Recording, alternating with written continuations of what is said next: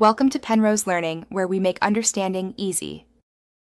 You start by identifying the exact Xbox 360 controller type and why it matters.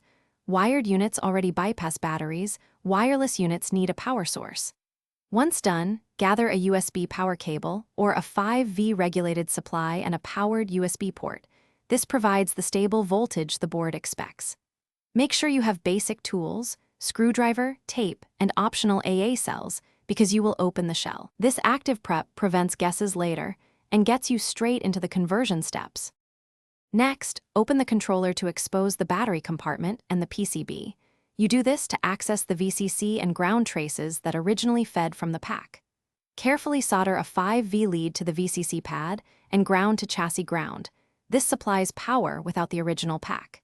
If you require a different voltage, insert a small regulator inline or wire AA cells in series to match the board voltage. Make sure solder joints are clean. Poor contacts cause intermittent power loss.